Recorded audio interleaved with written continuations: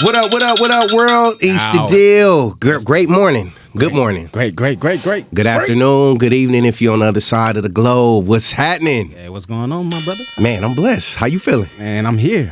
This is a sanctuary right here, man. It makes me feel good. It makes me feel amazing to be here with you, to be here with our guests, to be here with y'all. We appreciate y'all. You know yes. What up, people? Y'all good? You know, outside of what's going on in the world, man, I pray that y'all good, y'all well, y'all level-headed, and the Most High is blessing you abundantly. We speaking nothing but life and affirmations, positivity all into y'all lives. So we got a dope-ass guest. Yes. MC, I ain't gonna call our guest a rapper, man. That's an insult, man. I don't like that, you know. Cold as fuck. I ain't gonna say what gender. I'm gonna leave that for them to think about. But I mean, they kind of gonna figure it out. Oh, once we say once we get to the title, Okay, ain't no way around that. Okay, you know. I was gonna change it, okay. but the title, Pretty Young Thing. Okay, Pretty Young Thing. No Michael Jackson. Okay. Pretty Young Thing. Hey, and you know, for those that are old heads that love P.Y.T. by MJ, y'all know what I'm talking about. But man, that's the name of the show, Pretty Young Thing. Man, hailing from Carson. What up, Carson? What up? You know, so we got a West Coast native in the building. Yes. Bars on top of bars. On top. Man. On top. Where did you come from, baby? No, we ain't gonna do that. No. We ain't gonna do that. Right. We ain't gonna do that. We're gonna get off into the theme, and we'll be back in a tick on the Patio PolitiCz like this. Keep it locked. We hope you stay a while, 'cause it's right for life. Trying to be part of your life. We got whatever you like. Come on and just give us a try, yeah. 'Cause it's right for life. Trying to be part of your life. We got whatever you like, yeah. Come on and just give us a try, yeah. I said it's right for life. Come in with the shows that you like. We trying to be the best on the mic. DJ playing cuts that you like, yeah. It could be the start of your day, or maybe just the end of your night. But if you rock it with us, Patio PolitiCz is gonna do you right. Oh, 'cause it's right for life. Trying to be part of your life. Yeah. We got whatever you like. Come on and just give us a try.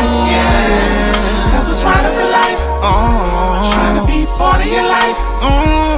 We got whatever you like. Come on and just give us a try. Yeah. We hope you stay a while. Yes, we hope you stay a while, because if you don't, what's gonna happen, Mac? We're gonna put you in the trunk. No more No trunks. No. We can get in trouble for that shit. Oh, that's kidnapping. We're gonna put you in a room and give you a makeover and turn you into a not gonna P.Y.T. put nobody nowhere. That's still kidnapping, and that's a mandatory 10 years under the laws of the state of California. So we're gonna pray for you. We're gonna pray for you today. We're gonna sit you down and give you some good vibrations. Yes. That work. Man, but without further ado, before we bring on our guests, I just want to say I heard a dope ass, incredible freestyle that this talented individual did to What Would You Do by Corrupt and Daz Dillinger. For those that don't know, that's a hit that the Dog Pound did in the mid-90s or whatever the case may be. And the motherfucking song was hard. Beat was hard. And I believe Daz Dillinger produced it too. Shout out to Daz Dillinger and Corrupt Young Gotti. Yeah. But you talking about during this time, man, the West was killing shit. Now, they got on that shit and destroyed it lyrically. For this artist to come in, now a lot of people have attempted to do that on the West Coast. Get on this song and, you know, revamp it, resuscitate it. And they ain't never better than the original. Nah, it wasn't even close. But when I heard her gassing on this shit, she really caught my attention. And I'm like, fuck, okay. She's saying something. Mm-hmm. She's saying something. And she made a mark to me that's like, okay, you know, I would say I would battle her. But she ain't ready for fire, man. Oh, she ain't ready, man. She ain't ready for fire. But no. She cold as a motherfucker, man. But without further ado, I'd like to bring to you, because I want her to share her story, man, and let the world know who she is, because she's powerful, she's gifted. Yes. P.Y.T, what up, man? P.Y.T. What's the deal? How y'all doing? Man, we blessed. How you doing? I'm good. I'm happy to be here. Okay. P.Y.T, what does it mean? pretty young thing. Okay. Okay, Carson. Bad and bougie. Nah, but I ain't even give myself that name. I actually got it in L.A. Okay. When I moved to L.A., my L.A. homies, they gave me that name because I was a Michael Jackson fan. That was like 2 years before Michael Jackson died. Oh, wow. So everybody used to clown me like, oh, you like Michael Jackson. So then they just start calling me P.Y.T. So hold up. Was P.Y.T. your favorite Michael Jackson joint? No. They just called you that. Yeah, because it was like, you like Michael Jackson, so we're going to call you P.Y.T. So spitting how you be spitting. You was a Michael Jackson fucking fan? Yeah. Nah, I can't. Yeah. She playing. Give me 3 Michael Jackson songs. Okay, so I'm gonna give you 3 Michael Jackson songs that everybody wouldn't name. So okay. I'm gonna say 1, Drive Me Wild, off of the Dangerous album. Yes. I'm gonna say 2, Unbreakable, off of the Invincible album. Okay. She giving the albums too. Okay. And then I'll say Blood on the Dance Floor. History, album. Okay. Yeah, I'm a real fan. Okay, you nice with it. I'm gonna say. Yeah. I thought you was gonna say, do you remember the time and all this shit and human nature? The ones everybody Google. Nah. I'm a real. Damn. Okay. What in your opinion, what was his best album? That one is hard because every album to me, it made music step up. Yeah. Right now, the one that I'm really feeling right now is Dangerous. I'm back on Dangerous. Man, come on. Like, you got the new Jack Swing, but then this new Jack Swing meet Michael Jackson. And it wasn't like the regular Teddy Riley produced tracks. It was some off the that whole fucking album that's my favorite album. That's why I asked you that. Yeah, that's the one right there. I'm sorry, I'm still stuck on Invincible. Invincible. Oh yeah, that's futuristic. Damn, late. That album is hard. That's the one with Butterfly on it, correct? Yeah, that album is hard. Yeah. Is that one more chance? Is it on that album? No, it came after that, like years after that. Okay. Yeah. Damn, all right. You got to catch up. You got to get on Dangerous, man. I mean, TR did some shit on that. That's like, man. Yeah. I mean, I've heard them, you know what I'm saying? But it's just Invincible, That's your one. It came during a time in my life where it just hit the spot. Got you. It did everything for me. So P.Y.T, on the show, we got a series of questions we like to ask our guests. Okay, 3. All right. So the first one we're gonna ask you: 1, are you single? 2, what's your favorite sex position? And 3. And 3, do you like fucking in public places? I just want to let you know that them ain't the 3 questions that we asked. Go ahead and answer them though. You said we. Huh? Oh, that's the dependent. Oh, I'm sorry. Those are my personal questions. Wait a minute. Let's see if she's gonna answer though. Nah. I'm sorry. I'm sorry, y'all. It's early. Yeah, that's why I'm like, damn. Go ahead. Okay. Go ahead and ask the question, Matt. Go ahead and ask the serious question. I'll apologize. All right. Hold on to that. We might come back to it. You just never know. But we want to know what your passion is, what your purpose is, and what your pleasure is in life. What my passion, purpose, pleasure. Yes. Okay, so my passion has always been like to give. Sometimes it's a curse. Yes. But my passion is always to give, and I think that's why I like doing music too, because I'm able to make people feel happy. I'm able to give inspiration and stuff like that. Like, I'm still giving to people through music. Yes. So my passion is giving. My purpose, man, I guess my purpose is it kind of falls into that too. Giving, I'll say serving. Because that's what I do. Whether it's artists that I know who need advice, who need help, I'm always there. Whether it's people in the street, whether it's children. I used to be a teacher at one point in time. Oh, wow. So I guess my purpose would be serving people, giving back, helping others, whether it's knowledge, whether it's giving something, whether it's financial, whatever it is. Like, I feel like my purpose in life is to help the next person. And then my pleasure, would be, I'm sorry, but it all falls into the same thing. My pleasure is seeing people happy. Like, the more that I can make people smile, the more that I can make people feel good about themselves. Taking from myself sometimes to give to other people. But at the end of the day, when I know that they are okay, I'm okay. I'm great. Okay. So you're a giver. What sign are you? I'm a Virgo. Virgo? Yeah. Damn, heartbreaker. Okay. I could give fellow it. Virgo, all right. Yeah, got other Virgos in here too. All right. You ain't alone. Yeah, okay. You are not alone. All right. Let's revisit teaching because that's something. Yeah, yeah. What atmosphere? What grade? And then what subject? When I first started, it was teacher's aide. So it was like preschool. Okay. And then after that, I ended up getting my own class. So it was like 2-year-olds, 3-year-olds, pre-K, kindergarten. And then after that, I went to LAUSD. So I was doing preschool in the daytime, but then I had like the after school kids. Gotcha. So it was like first grade, second grade, third grade. And then I also did like special needs. So I also worked in special need classes too. Wow. Especially like when the teachers went on strike. I never really worked with special needs kids before. So it was kind of like, okay, this is your class and this is what you have to do. And it was like, okay, that's a whole nother. So they threw you in the fire with special needs. Like, Yeah. Wow. You are a gift to the world. But it was cool. Like, my mom is a retired special needs teacher. My grandmother also has a degree in special needs, and she also works with special needs kids still to this day. So it wasn't like it was something to where I was unfamiliar. It was just like, dang, like, they giving me that responsibility. But then, like, after the first day, it was like, all right, Wow. you know, So you take must a little bit more time. But So you must carry a lot of patience. when it comes to kids, yes. That's what I was gonna say. Yeah, when it comes to children, yes, because I mean, children are still learning. You know, I'm not gonna say they don't know no better because they're very smart. People look at their age and think that they're not, but kids are the master manipulators. Oh yeah. Okay, but Kids are the purest. yeah, for real. And it's like, it's crazy because they'll look you in your face. Like, that's what I used to get on my nerves, because they'll look you in your face and be like, I didn't do it. Like, Timmy, I just saw you kick her. I didn't do it. I'm telling you, I just saw it. And then you just be like, well, maybe you didn't, you know? But yeah. So let me ask you, have a man ever lied to you like that? Like how a child did? Yeah. What's more irritating, a child or a grown ass man lying to you like that?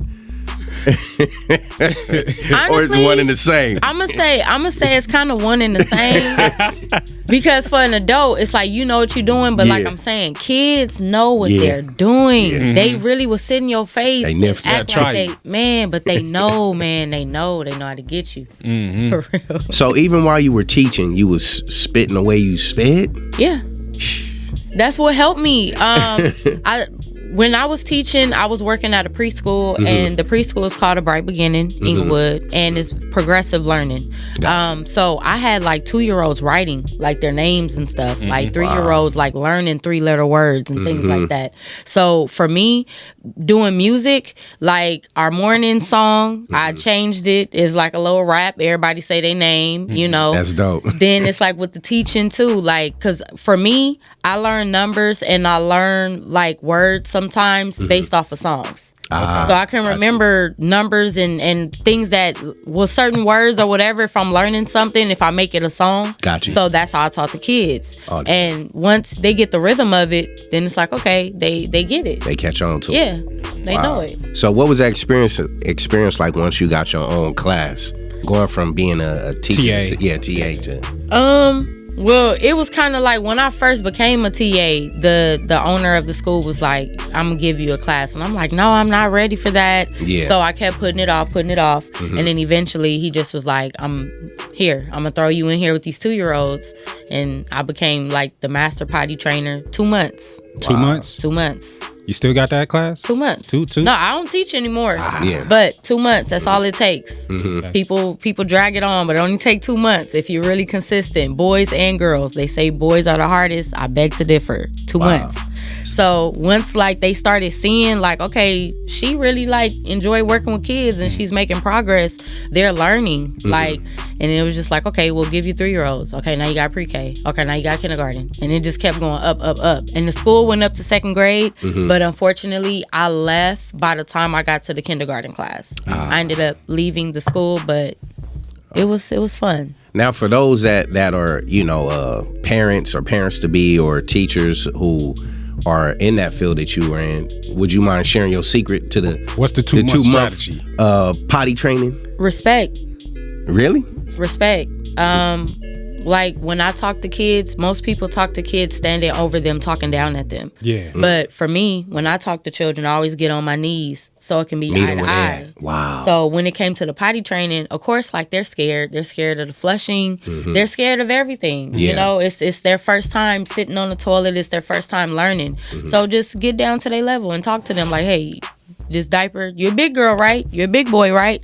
And yeah, I'm a big girl, I'm a big boy. I don't, wear a diaper. You want to wear a diaper? No, I want to be like you. Okay, well, this is what big kids do. Even with the guys, like with the boys, you teach them sitting down. Once they get it, then you teach them standing up. Gotcha. And it's not hard to make that transition. It's not about, it's a girl. No. You teach them sitting down, then you tell them, hey, you got a pee-pee, you got a wee-wee. They stand up, they know, okay, once it get, boom, it shoot right into the toilet. So it's just respect, like teaching the kids, like to notice when they have to use the bathroom, teaching them their bodies, and then it's just the eye-to-eye contact, like if you talk to a child with respect, they're gonna in return give you respect. And it's not about allowing them to be the leader. It's just you don't want nobody hollering at you. Facts. When people holler at you, you don't respond well. So if you get down to their level and you just talk to them, calm them down, calmly talk to them, they get it. And then what about the encouragement after they finally go? Hey, big praise, hey, like how you got the bell, ring the bell or something. They get to ring the bell or something. To them, it's like, oh yes, that's an incentive. That's dope. That's dope. What led you down the road to being a TA? First of all, what took you there? My mom and my grandma. Yeah, they both went to college for it. Shout out to moms and G-moms. Yeah. They're both teachers. Well, my mom is retired, but they both were teachers. And my grandmother had a daycare when we were growing up. So I grew up in the daycare. So it was just like, okay, I want to see.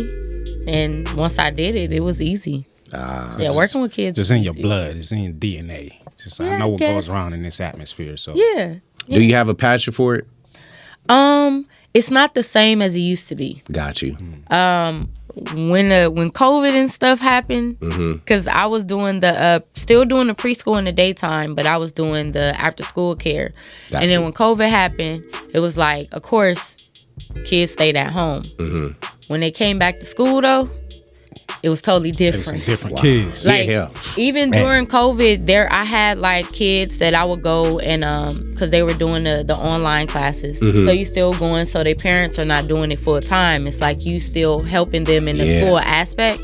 So it was like I started seeing the change. And then when they came back to school, I was like, you know what? I'm gonna take a break because y'all kind of not like that, but y'all parents kind of let y'all just do whatever. Do whatever. And it's like, as much as people try to talk about public school, private school, your kids have a discipline when they come to school. Their time is disciplined. Yes. What they know they can't say certain things. They can't do certain things. They're accountable. But when they're at home, it's kind of like, just get on your tablet. Man. So parents not being parents. I don't know. I may go back, or I may just, if my grandmother chooses to reopen her daycare, I'd rather go that route. But I don't know. Kids is now unstructured. Now you were saying that you had moved to LA. What part of LA you had moved to? When I first moved to LA, my mom moved. We moved to the jungles. Ooh, I was like 15, 16, and then after that we moved to the east side when I was like 17. And stayed there for like a couple of years. So where you get with P.Y.T, jungles or the east side? East side. Hey, I knew it. Shout out to the east side. Shout out to the east side. Yes. What was that transition like though, going from Carson straight to the jungles? Man. So see, because people think since we so close in proximity and we up the street, it's the same culture, and it's like it's different. It's different around every corner. Exactly. No, for real. For y'all, that's why every sub-city is saying nothing. I lived in the jungles for a year. Because Carson is beautiful, man. Yeah. You come out of Compton and Watts. You can tell that it's different. It's like right when you cross Compton Boulevard. Yeah. I want to say Rosecrans now because all the homelessness. But no, I can't say them. I got an uncle out there. It's real. That encampment shit is real. Nah, it is. But it's like once you cross like Rosecrans, or if you want to say like Compton Boulevard, it's like what? it's a whole nother, like, growing up in Carson, I was never bougie or nothing like that. But when you grow up in Carson, you have people that come and cut your lawn. Yes. You know, it's not litter all over the place. You know, you ain't that many stray dogs. Yeah. It's not a lot of loud music playing. It's like you could stand at the bus stop. You ain't got to worry. Yeah. Living in LA was the first time I ever got called out my name by a guy. Because I wouldn't give him my number. Oh, yeah. And welcome to South Central. For real, like moving to LA, it's like I grew up sheltered. Yeah. So it's like walking from the bus stop home and dude trying to talk to you. He's like, "Oh no, sir, that's me." He keep it pushing. Sir. He cool. And like, bitch. And I cried. I was walking home like, "Mama, you know, this guy called me out my name." I called my brother, and I'm just like, you know, I never been talked to like this before. Yeah. So even like with the gangs, like shout out to my homies, shout out to my friends, my homegirls that really took me up under their wing when I moved to LA, because I used to speak to everybody. People walk by your house, I'm hey, how you doing? Like, the fuck you talking to? And it's like, y'all don't speak? Like, y'all don't say good morning? Nah. You know, and they telling me like, okay, on this street it's this people, but then when you cross the street it's this. It's a whole different okay, and then when you go down the street, and I'm like, but we're all in the same vicinity. Yeah, exactly. Like, I'm not understanding. You go to the next block, 2 houses down, and you in a whole nother territory. You know, so but it made me, I would say, really see the reality of like Boys in the Hood and stuff is not fake. Menace to Society, these are not movies. Yeah, I thought that they were.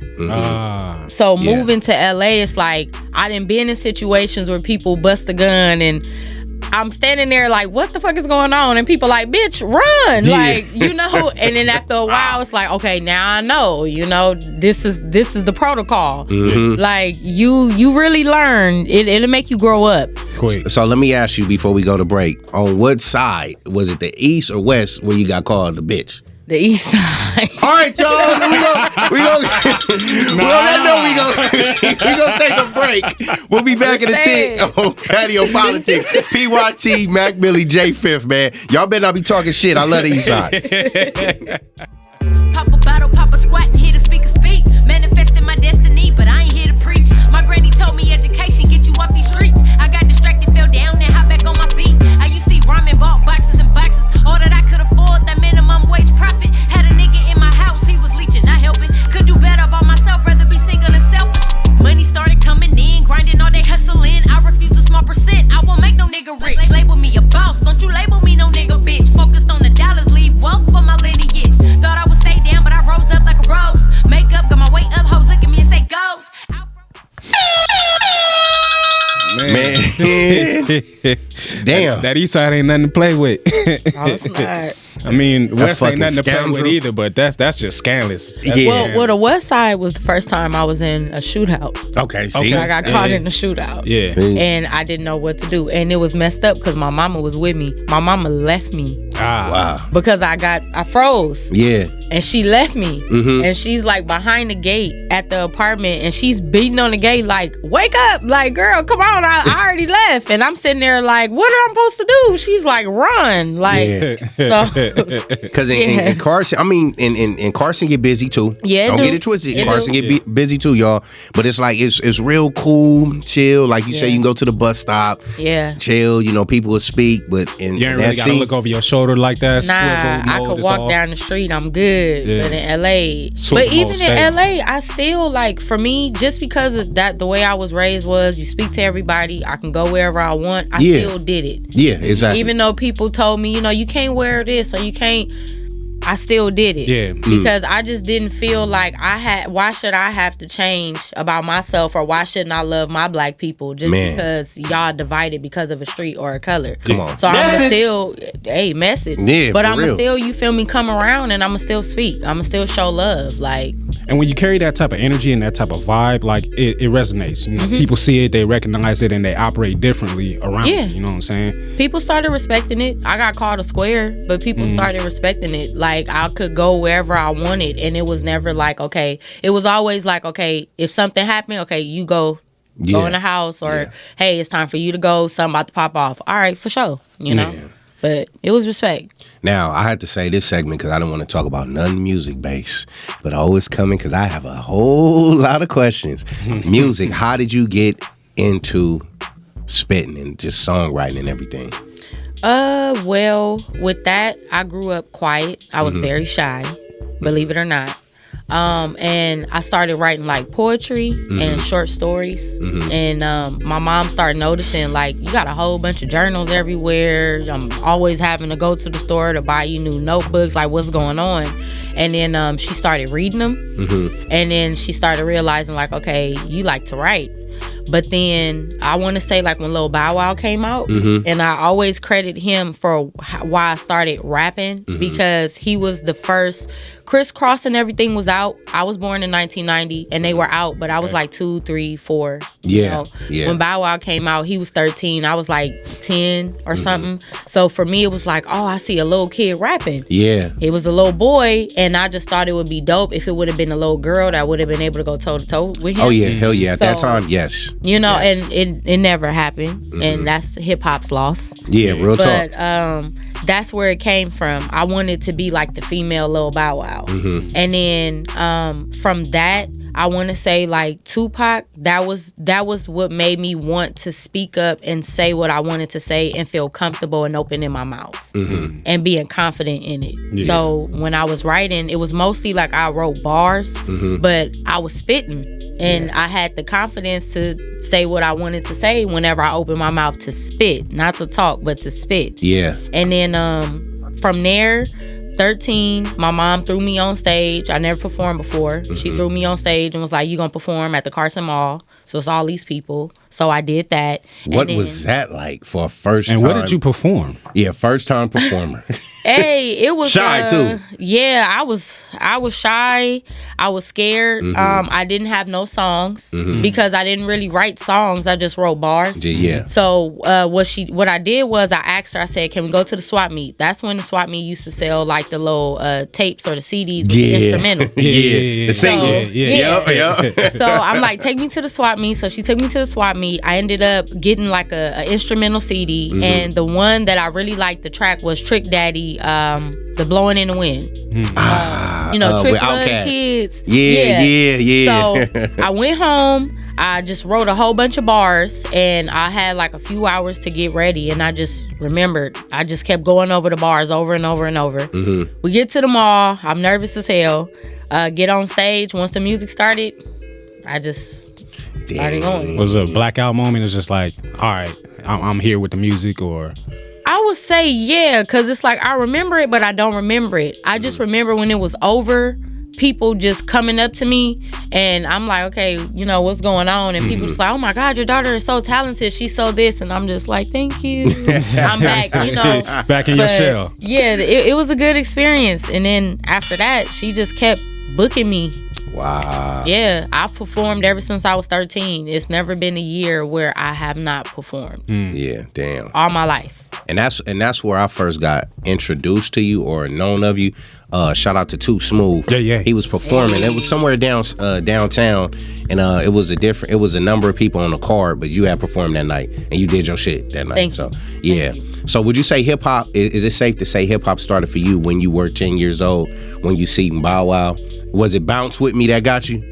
Yeah. Bow Wow was everybody's favorite. I have all his albums. Like when that album came out, every album that came out, I wasn't like how the girls were screaming and all of that stuff. You looking at the artistry, yeah. But every time his album come out, I asked my mom, like, take me to the record store.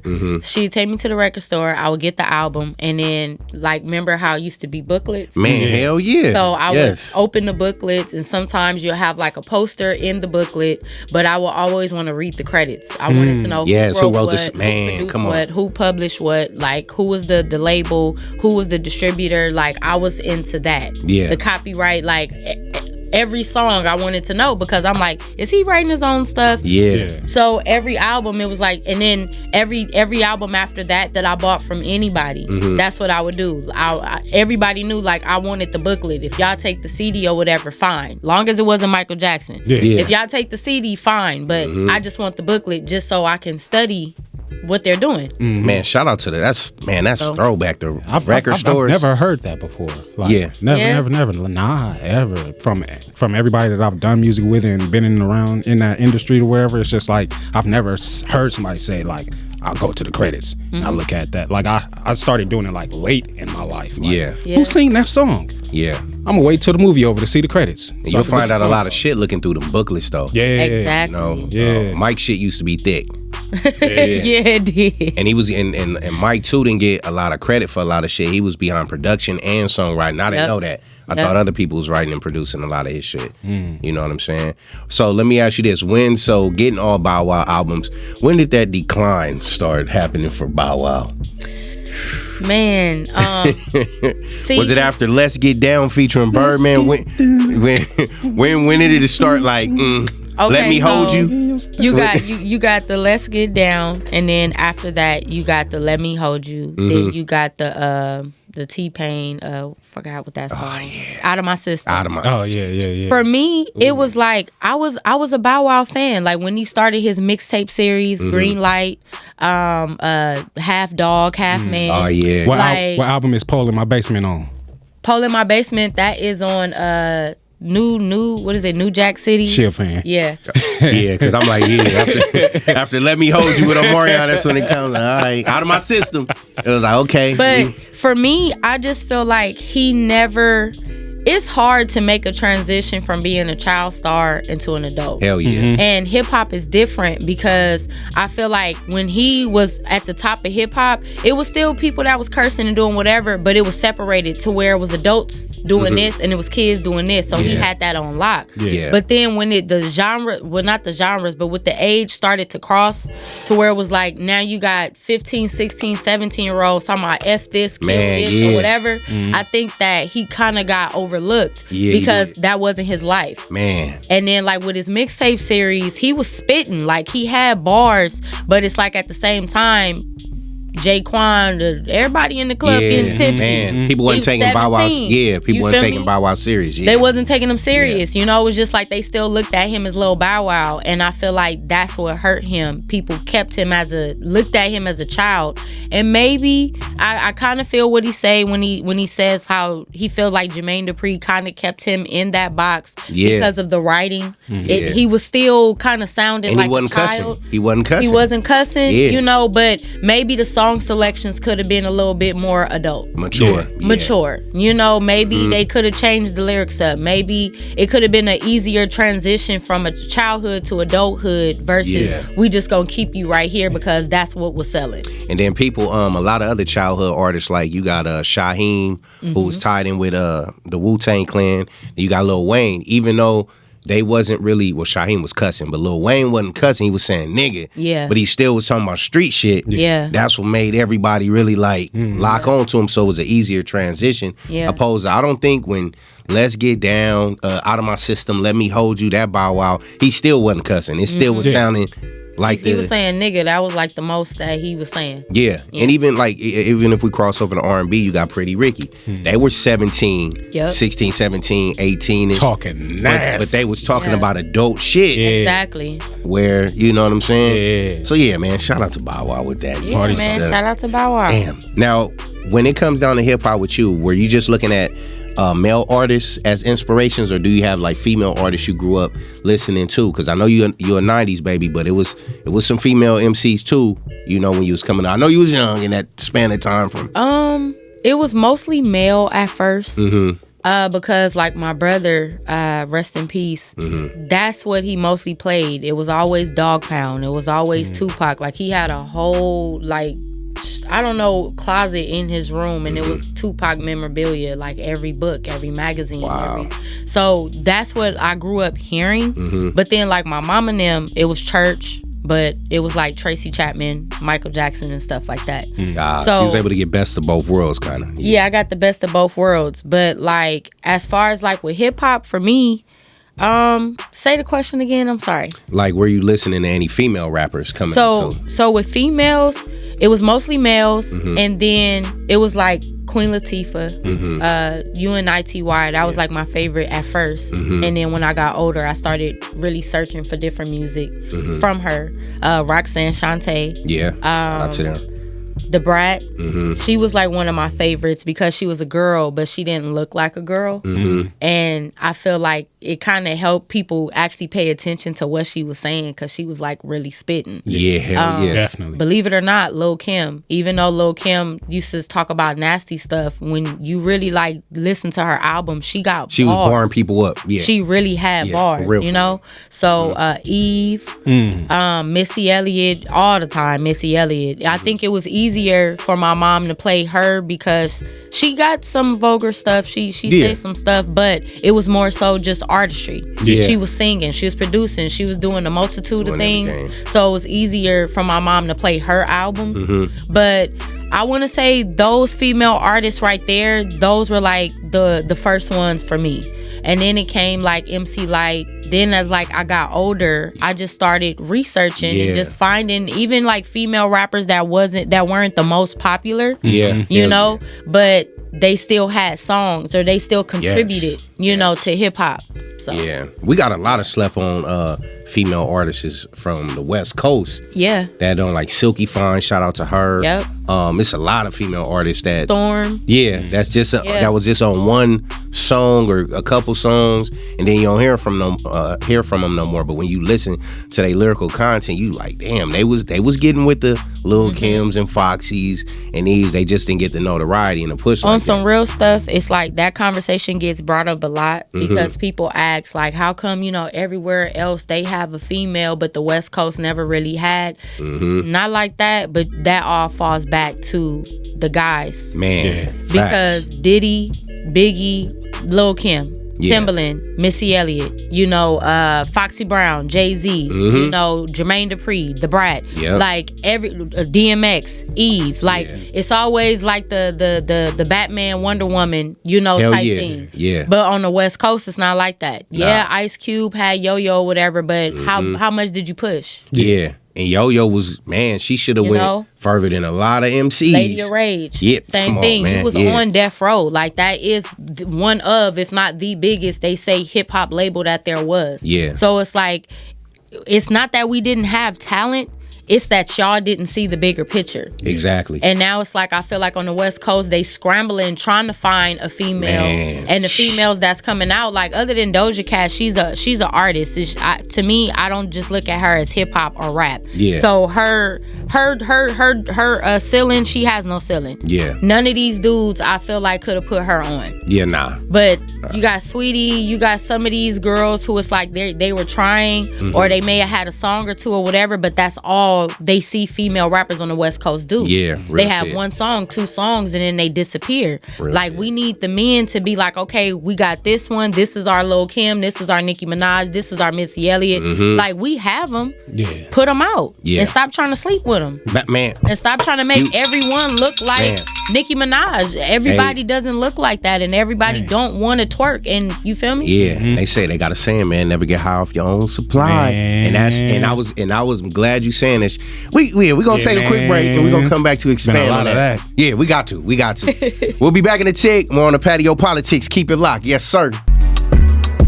I go off, can't keep up, that's your loss. Ain't getting money, but posting, you need to log off. It's strictly business, got Benjamin on my own boss. Whipping, I'm a slave to the vroom vroom with top off. Your expiration coming soon, bitch, you store-bought. Built a body, think you popping, ooh, knock it off. Working women winning, don't you let them tell you different. Independent, really pimping, okay, let's proceed to get it. Won't say you'll never catch me slipping, R.I.P. your enemy. But if you plan to get me, better bring all artillery. Them ulterior motives got me looking at you iffy. If he ain't dope as Bobby, I cannot be your Whitney. I can't control it, I don't stress it, I know God is tested. Surrounded by devils.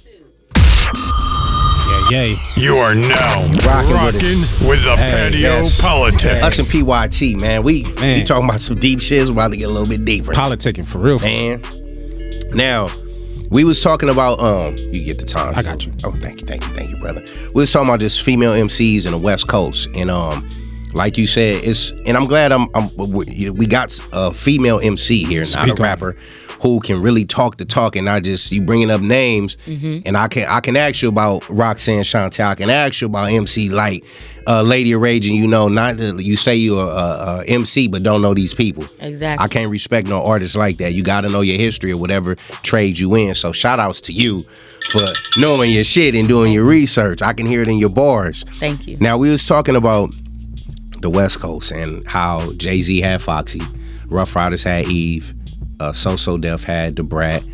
Cube had Yo-Yo for a little bit, and I believe after the Bonnie and Clyde theme, that was it. Yeah. And when you talk about just the artistry, I know we was talking about people like Doja Cat, who probably gonna eventually, to me, I look at her as a pop artist, not really just that, because she does more than one thing, and then she might even dip into the acting too, here and there. But you look at Yo-Yo, let's talk about her, right? West Coast artist who should have went further than what she did. And she's a hell of a fucking actress too. Yeah. You know what I'm saying? Lady of Rage, same thing. Now I know Lady of Rage ain't born on the West Coast, but she for sure she reps the shit. Yeah. You know what I'm saying? I think she from Texas, but hell of a lyricist, dope. And even at that point in time, like you said, she was on the biggest label at the time. Yep. You know what I'm saying? And I think this is when they was feuding with Bad Boy too. So you had, me personally, I don't think Lil' Kim can fuck with a Lady of Rage. She was just next level. And you talking about a woman who didn't have to be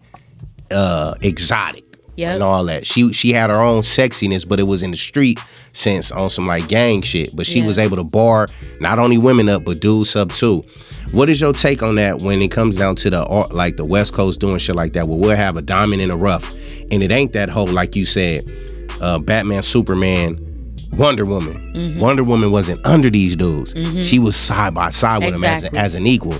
So what is your take on the West Coast treating these women like beneath them on some Batman and Robin type shit? I don't think they want them to be equal. Oh, that's facts. Because, like, I know, like, I was always told that you may make it or you may not. And the reason why you may not is because you're smart.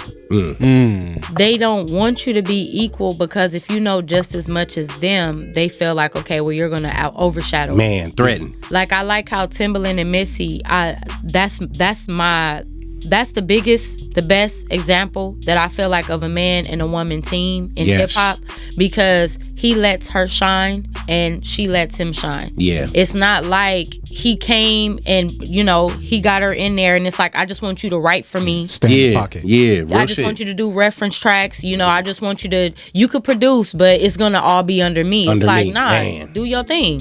We do it together. You do your thing. I do my thing. I'm going to need you to sing on some stuff. You're going to need me to probably add a snare or something in there. So I like the way that they work like side by side. They really are like Wonder Woman and Batman and Robin or whatever. Yeah. But it's like, I feel like over here, and it's kind of like the mentality too. Not like that, and I know everywhere in the world there are guys who probably think, you know, they're superior to women. Yeah. But on the West Coast, a lot of the stuff they rap about the men is pimps and hoes. Yeah. A lot of the time. Yeah, putting a woman beneath. Yeah. Yes. And it's like you don't want a woman to stand right by you. Yeah.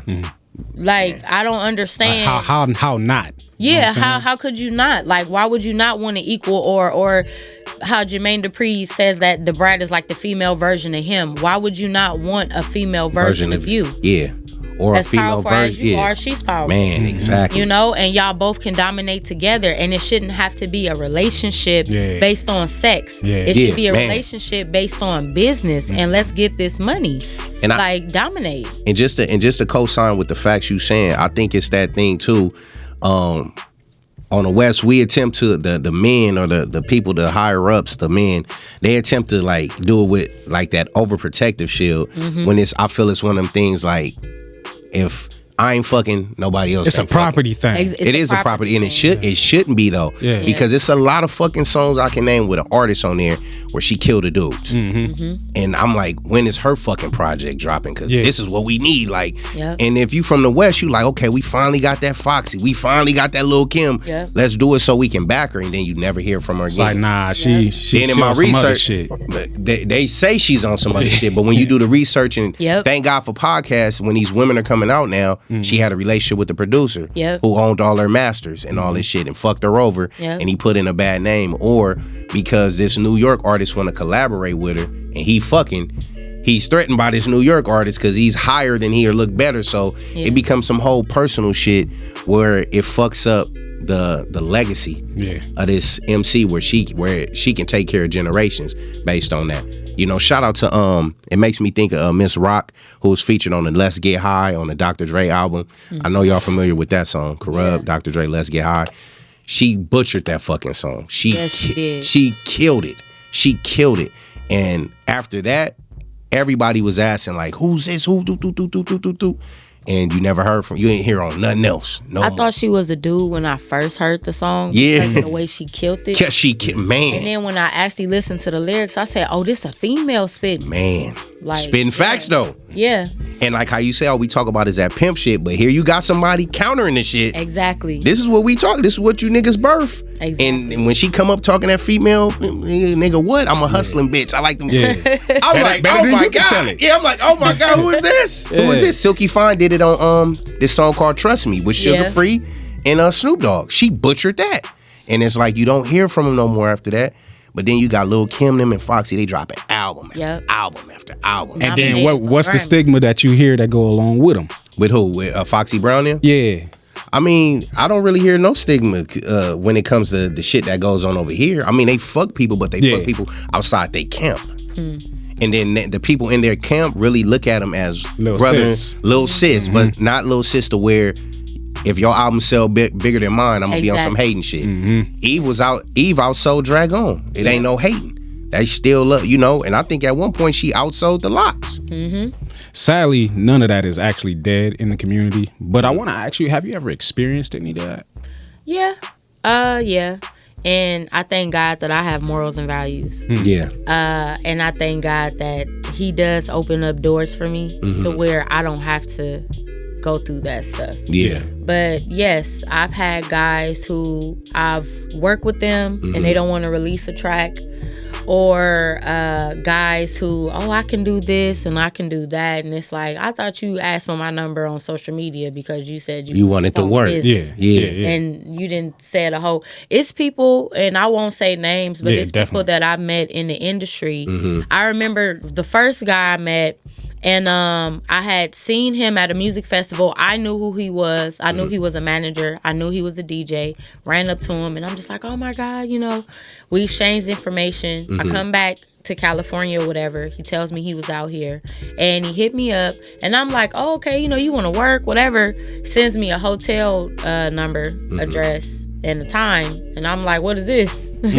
He's like, oh, I want you to come through. I said, okay, well, I'm bring my homegirls or whatever, and we could sit and we could talk, whoop. And he's like, oh no, I just want you to come at 10, 11 o'clock at night. Yeah, nah. What business are we talking? Yeah. I'm an artist. You feel me? So that I can't have a crew with, you know what I'm saying? Yeah, I can't somebody bring with me. Yeah, like nah, and it's messed up, whether you think he did it or not. But this was right during the time of the Bill Cosby shit. Yeah. Oh yeah. So it was like you really stupid like that. Yeah. Give me your hotel number and you think I'm supposed to go with the whole Me Too movement going on. You sound real dumb. Yeah. But I've had it happen to me. But because I have morals and values, nah. I've cried because things have been taken away from me. Yeah. Because I wouldn't do things. Yeah. And opportunities that I know that probably could have got me further. But it's like, if I gotta miss it, I gotta miss it. It's not worth it.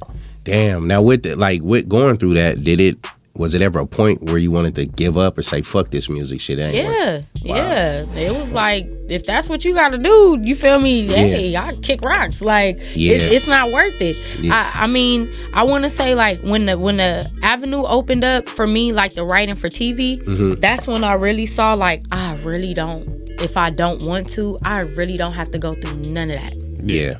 I can just be behind the scenes. Nobody got to see me. Nobody got to know who I am. Unless they're doing what you do. You know what I'm saying? Let me look at the credits. Exactly. And they look me up, but I don't have to go through no man. I don't have to do none of that writing for television. But as far as like me being an artist, yes, it's been times where I just want to say, forget it. Like, I'm not going to do it anymore if I have to go through that. Now, let me ask you, is it safe to say, would you rather have a woman manager or a man manager? When it comes to that, it's hard. Excuse me, because having a man manager, if he ain't trying to fuck you, having a man manager, dude's not gonna approach. Exactly. Yeah. Having a female manager, unless she like Jocelyn or somebody to where dudes is scared to come at her crazy. Yeah. Then No, because sometimes they may proposition her. Yeah, they may charm her. She may be going through the same thing. You know, I wouldn't mind having a guy in place to be the face. Probably still have a woman running a business, but just to have that guy in place to where it's like when guys try to come crazy and he like, nah, we're not doing that, bro. Like, so no, I would say having a man. I mean, shit, that's what a man's role is. Yeah. You know, it's to protect. Yeah, real man. Yeah. Now, damn. And because it's so many questions. Did you have one? Because I go. Okay, so we talked about elements, right? And reading the credits and things of that nature. What else do you dabble in when it comes to music? Like, where did you ever aspire to do anything outside of just writing raps and rapping, like producing, things of that nature? Like, are you dealing with that? Well, like I said, I write for TV. I did go to a music school. Will.I.am had a music school at the Boys and Girls Clubs in Watts. It was called P.Y.T. Wow. So I went didn't know there. That. Yeah. Damn. I went there for like a year and a half, and I learned how to produce. Well, the thing is, I taught myself how to produce before I got there because I got tired of going to the studio with people in my neighborhood, and the dudes was always, oh, we gonna go to the studio, or they in the studio smoking, or they giving me beats that I don't like. So I ended up buying my own equipment. My grandma, shout out to my grandma. I ended up buying my own equipment, and then I just taught myself how to like produce on Fruity Loops.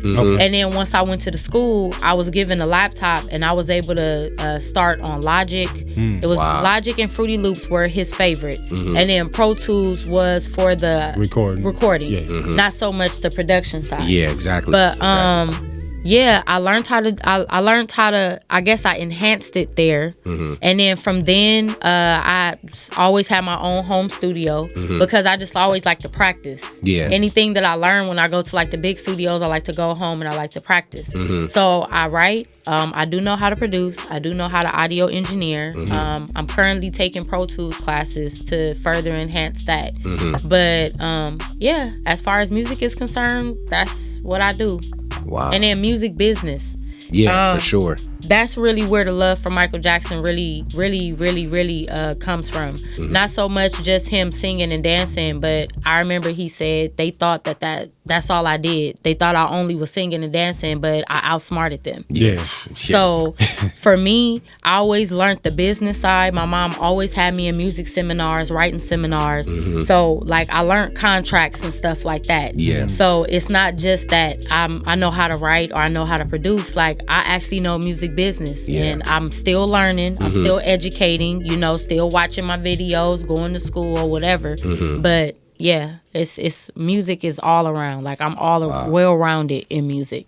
That's the beauty about music. It's always, you can never know too much or learn too much when it comes to music, the business side or the artistry side. Now, I noticed you said something like how you was like, I could just sit in the back and, you know, just do the TV music and stuff like that. Yeah. Is that like your dream, or is your dream to be the artist on stage performing and get to that pinnacle and point of a Little Kim and Foxy Brown? It was. It was. Like in my 20s, yes. Yeah. It was. I was running everywhere, performing 4 or 5 times a week, going to school, going to work, going home to the studio, getting show tapes together, going to perform. That's when I developed insomnia because I just kept going.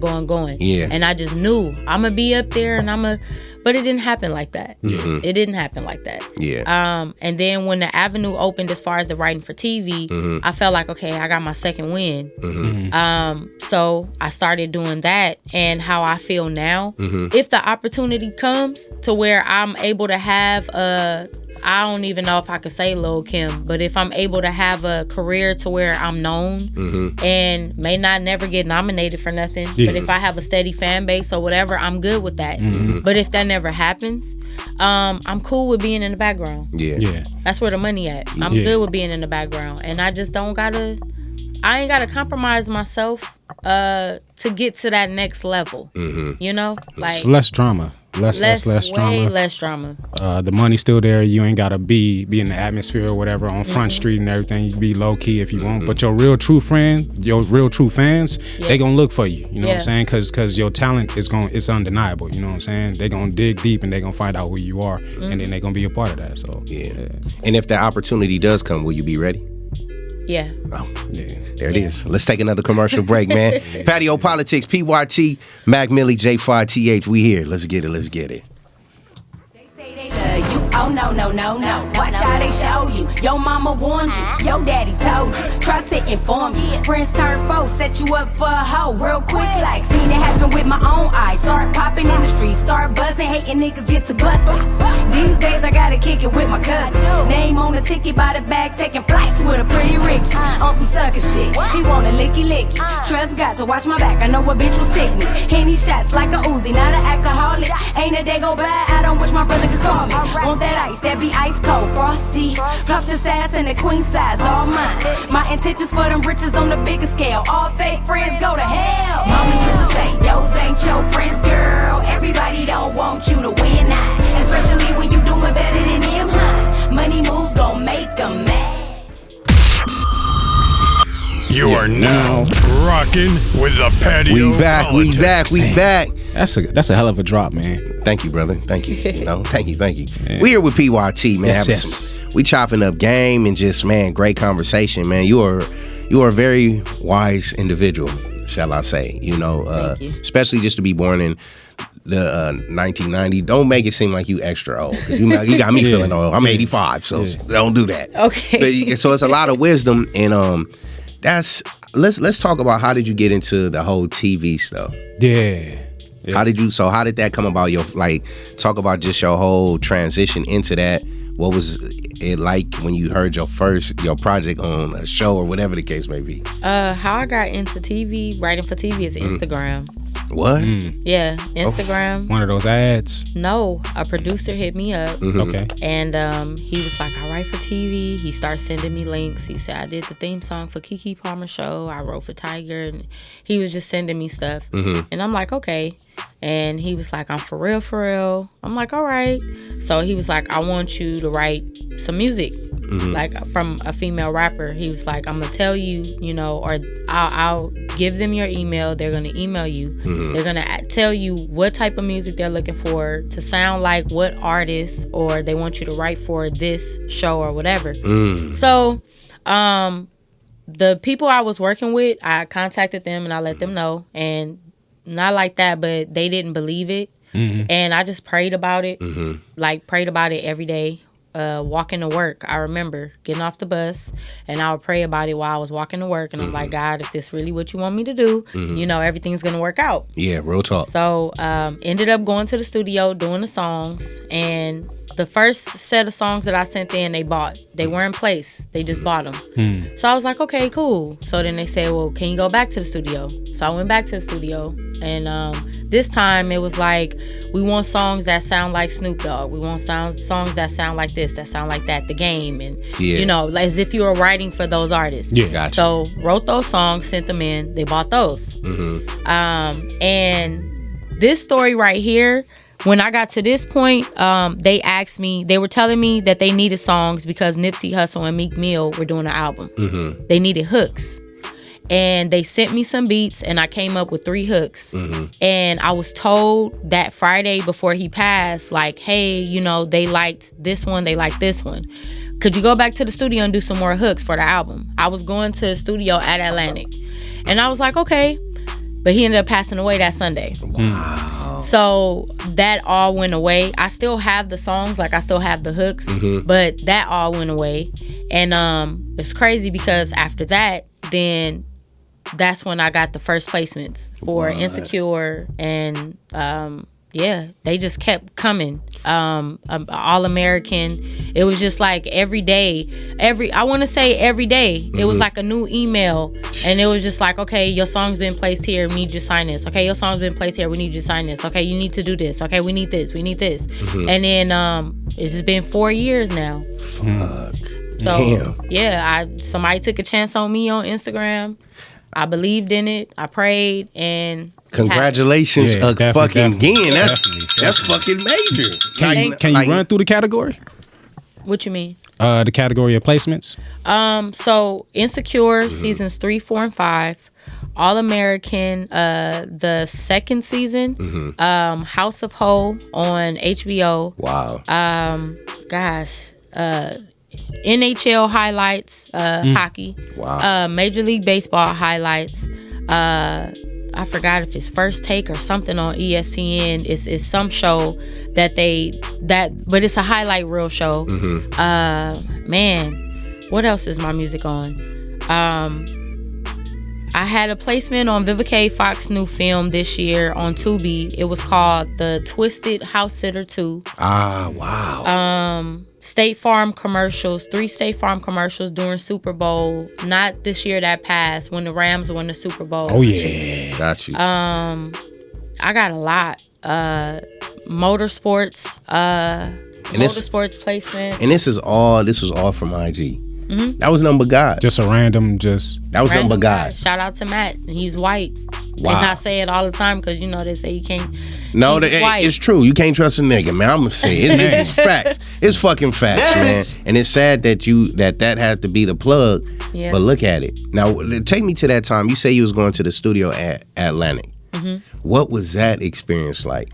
It was cool, cause I knew that I was going to the studio because it was the Meek Mill and Nipsey Hussle album. Yeah. So in my head, I'm like, okay, if they like these hooks, and it was crazy cause like before that, I'm listening to their songs like every day. Yeah. And I'm like, okay, what would it sound like, or what would they want? So for me, like that Friday, I went and like I said, I did the songs, and then I didn't expect for them to hit me right back up like, hey, we need you to go back to the studio because they like 2 of the 3. We want you to write some more.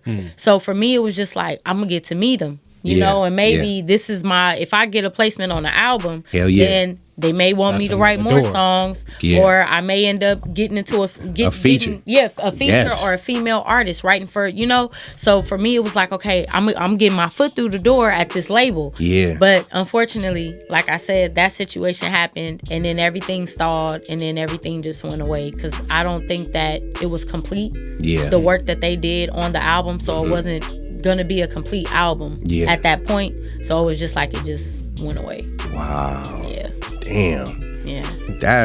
You ever plan on releasing any of those, like on your own projects? I thought about it. As a tribute, maybe? I even met Jay Stone before. I was around him a couple times, and I had kind of like thought about that, like, giving it, or not giving it, but how about placing it on your project, to the 2 that I know that they told me that he liked. Maybe you'll like them. But as of right now, that's just something that I have. So, yeah. Something special, yeah. So will we get a P.Y.T. album? Yeah. I have albums out, mixtapes. I just came out with an EP this year. It was called 24. The On Granny video is out, and then Amber was written based off of the Amber Heard, and Johnny Depp trial. So that song and video is out, and then 24, I'm releasing that January 1st, 2024 because it's 24. So I'm holding on to that one. And On Granny, is that like, because I think I seen on your TikTok, is that the video you did with Grandma and stuff? Yeah. Granny. Yeah. For sure. I fuck with that one. And how did the whole What Would You Do freestyle came about? Like, what made you want to? I was at work. and that's it? I was at work, and I was just like, I don't know. Something just said, put the beat on. I put the beat on, and then I'm just sitting there, and stuff start coming to me. So I'm just saying bars and stuff like that. Yeah. And I told my homie, I'm like, I'm gonna spit it. I'm gonna record myself spitting it, and then I just did it. But most of the time, like, that's why I hate sometimes, like, even right now, it's stuff in my head right now. Yeah. I can imagine. I can stop right that's now what it's gonna and start be. writing. Yeah. So it's like when I'm at work, people probably think I'm crazy, but if it comes to me, then I hurry up, put my phone out. I have to record it, or I have to keep saying it over and over till I get to a pen and pad. Or you keep thinking it over and over to where it's not gonna leave. You know what I'm saying? Even if you stop thinking, it's gonna come back. Exactly. So that's really how that came about. And most of the time, like when I do like the bars, I call them written freestyles because if I'm not in front of you freestyling, like I'm just off the top of the dome. Yeah. For the most part, it's written. Yeah. And I take pride in saying that because I'm a hell of a writer. Yeah. Yeah. You know? Yeah. So I call mine's written freestyles, but if it comes to me, I just go. Yeah, I just go. You going at the industry on that shit, man. I don't give a fuck what you talking. You going at people. I'm like, fuck, like, damn. And it ain't bad. I think it was just from my interpretation from one MC to another, it's like you leaving your mark. Like, I ain't nothing to fuck with. Like, stop playing. Yeah. Y'all playing around. I don't play with this. Yeah. What's the thought process in the switching back and forth in between writing and freestyling for you? The thought process is, the thing is, like, when I start freestyling, if I really like it, then it's like, oh fuck, I want to write it down. Yeah. Because there have been times where I freestyle and people be standing there and it's like, oh shit, like, you know, and then I'm like, oh fuck, I don't even remember what I said. Yeah, because I was about to ask, like, how do you write down a freestyle? Like, so for me, it's if I start freestyling, like, let's say 4 bars, 8 bars, and I know that I like it, then I'll start writing. Okay. You know, but if we just shooting the shit, or, you know, and I just start freestyling, I just keep going, then I'm just going to keep going. I hear what I'm saying, but I don't remember what I'm saying. Yeah. You know, but the thought process, freestyling, it's more so, well, it's the same for me because I want to, like he said, I want to show my ass. Like, I want to show that I have lyrical ability. So whether I'm freestyling or I'm writing it, I have to make sure that I'm coming off confident, I'm coming off with passion, but at the same time, like, I'm gassing. Yes. You know? Was it self-intimidating the first time you freestyled? No. No, not at all. I thought that I wasn't good enough until, like, when I first started recording at 14, 15, it was crazy because I didn't write. I was a writer before that. Okay. But when I started recording, for whatever reason, I would just go to the studio, they'll put on a beat, and I just start freestyling. Then I coming up with hooks, and then I come up with the verse, and it was all freestyle. Got you. So it was like punch status or whatever. Yeah, like punching it 4 bars here or whatever. Like, well, when I first started, I didn't do the punch in. For me, it was like if I sat there and I heard the beat, I would just go. Yeah. And then they would be like, okay, you need a as if you were performing. As if I was performing. Same thing. So then they would tell me like, okay, you need to structure it. You know, you should write it down. So then after I started recording, then that's when I went back to, okay, write a hook and write the verse. Got you. Yeah. So take me through, what is it like being in a studio session with P.Y.T? You need to drink, you need to smoke, play the beat. Let me start working beforehand. Let me meditate. Let me go. I'm you like asking Tupac. Who on the track? Nah, I'm like Tupac. I remember seeing the video where Tupac was in the studio and it was like all the outlaws, and then he was like, when you do your verse, then you go drink and you smoke. Man, you know, your verse done, okay, then you go. Okay, then you go. So I've always carried that with me when I go to the studio. Yeah. Handle your business first. Yeah. I may smoke or something, but after that, like, once I get in the booth and start spitting, I don't want anything distorting my creativity. Wow. I just keep going. Like, I'm quiet in the studio as far as before I'm about to, like, go in there, I've already rehearsed it at home. So I know the cadence, I know my delivery, I know what I'm doing. Yes. And then once I get in there, like I said, I be quiet. Once I get in the booth, I go. Then after that, I'm talking. Okay, how are you mixing this? Okay, can you add this? Okay, let's do this. Okay. You know your shit. Yeah. How many tracks you need? In the studio? Yep. The other day I went to the studio, what's today? Wednesday. I went to the studio Monday after work. I knocked out 4 songs. Most of the time, I work like that. Yeah. I like to have my stuff prepared, but if I go to the studio and I first hear a beat, I gotta do at least 3 to 4 songs. So I think What he was trying to ask is, when you recording, how many tracks you use for your verse? Oh, I'm sorry. No, you good. That was good too. So as far as the tracks, I do a main vocal, then I double it, then I do 2 ins and outs, and then I do ad libs, and then that's basically how I stack the verses. Yeah. And then when I do the hook, same thing. It depends because I may double a hook and then do ins and outs. Depending on the type of hook it is, I may stack it and do 4, and then do ins and outs because the panning left to right. Then I do the ins and outs, and then if it permits me to, then I'll do ad libs on the hook. Got you. So in the course of making music, you got a song, right? Do you have the concept of what you want to say before you hear the music, or do you hear the music and let the music talk to you? And I let the music talk to me. There's sometimes I may hear something and write something, but for the most part, when I hear the beat, I like to just sit and the beat will really tell you what to say. Hell yeah. It'll give you that feeling, like it'll put you in that mindset of, okay, this what you gonna say, this is how it's gonna come off, this is how you feeling right now. Like it kind of tells you how to feel. Yeah. So I like to do it like that. Just sit, don't start freestyling right away. Yeah. Like I hate that shit. Like if that's your creative process, cool. But he just put the beat on in 2 seconds. You done been around it? Yeah. Let me get it. Like, oh shit, let me tell you what nah, nigga. Like, we ain't even heard if it's a drop. We ain't heard if he reversed it on one part. Like, can we just get the whole feeling first? Yeah. Like, I got to get this first verse right here. It's like, bruh. Like making a great quality song. I always tell people it's like making love. You can't just don't fuck the beat. Just let it talk to you. Take your time with it. It takes time, but it could happen quick depending on, you know what I'm saying? It depends on the song. Yeah, depending on how like she said, motherfucker, as soon as he press play and the motherfucker start freestyling. Nah, never that quick. Unless you come in with a plan. Like, I know I'm doing this record. Have you ever been in a scenario where you jumped on the track with somebody and, well, do you really care who you jump on the track with, first of all? And then when you get on the track with them, like, their level of what they're delivering, do you ever look at it and just be like, I don't know about that, but I'm gonna rock with it? I feel like when you like are a real artist and your artistry speak for itself, if they get on the track with you, they know it's they know what's coming. Yeah. Like I've been on tracks with people that's popping in LA right now, and we've done songs together, and they'll tear up what they've written.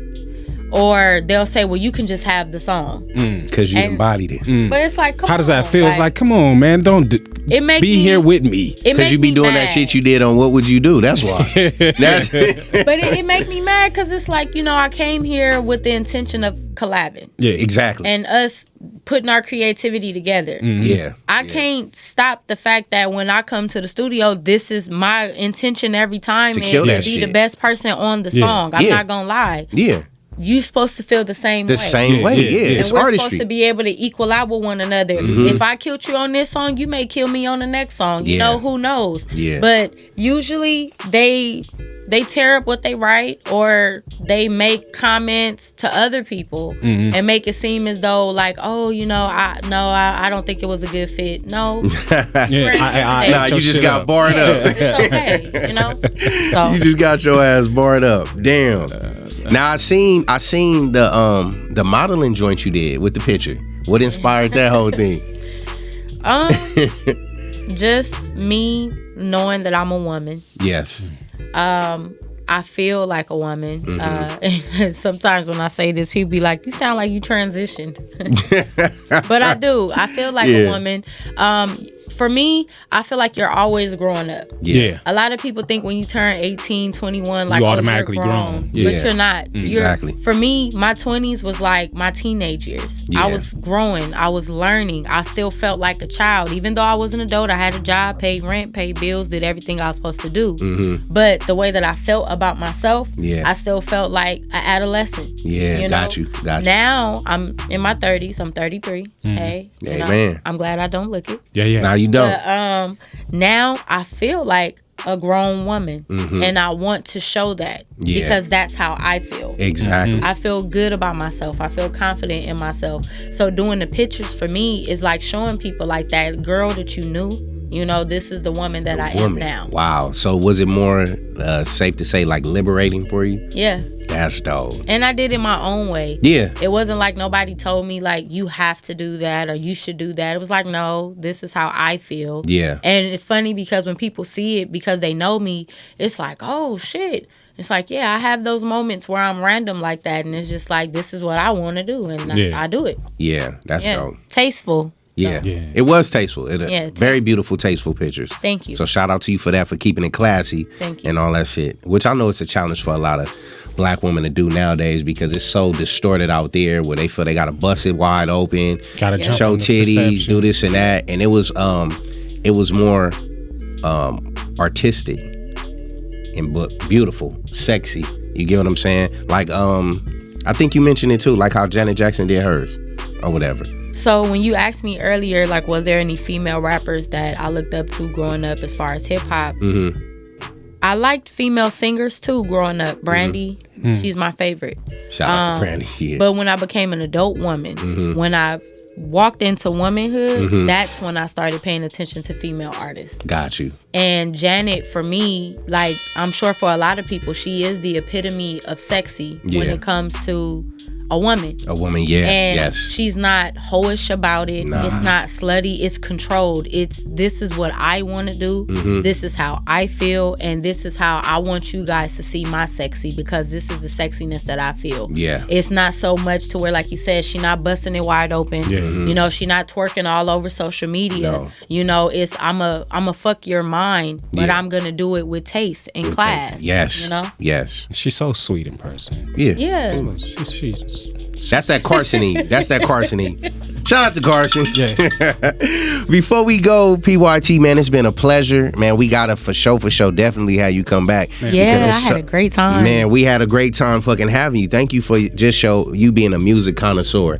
You know, from us being artists and you, it's a blessing to always have that, because a lot of people say they really into the music, but when you get them and start asking these questions, they're like, they fail the test every time. What artist is that? Who? What? And it's like, nah, you can't. We don't play those games here, especially with the Michael Jackson. So A+ to you for that. Thank you. Let the world and the people know how they can get in contact with you if they want to collaborate and do music and I'm things gonna like do it like I do on stage. Facebook, they call me P.Y.T. Instagram, they call me P.Y.T. SoundCloud, they call me P.Y.T. iTunes, they call me P.Y.T. Twitter, they call me P.Y.T. too. And if you can't remember all of that, just Google me. They call me P.Y.T. P.Y.T. Now, before we close, like the question, the first question, we're gonna just jump. Now, you said your favorite sex position is what? Buyout. I'm just fucking with you, people. Don't answer that. Don't answer that. I'm just playing with you. I just followed you on IG. Yes, I'm following. Nah. Look, I'm like, well, you sure you want to answer it?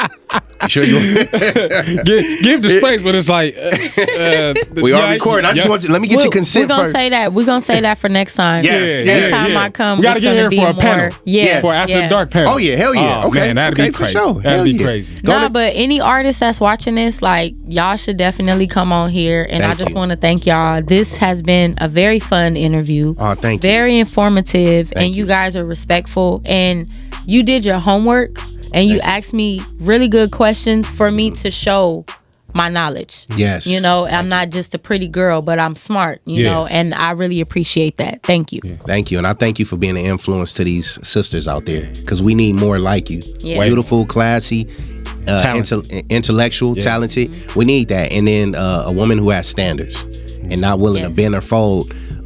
Because literally.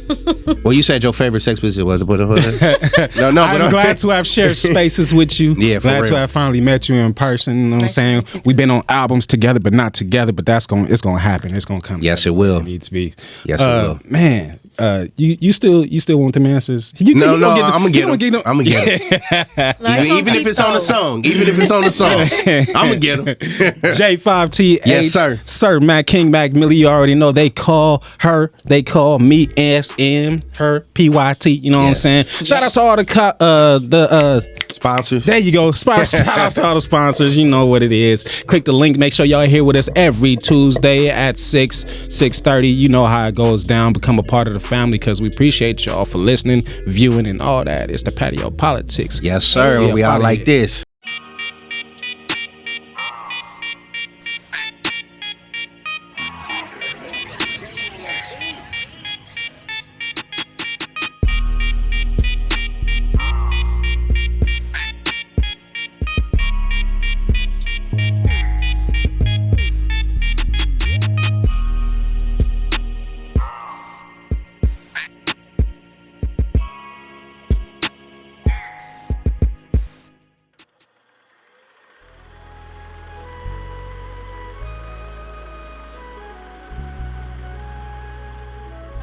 We don't do trends, we trendsetters.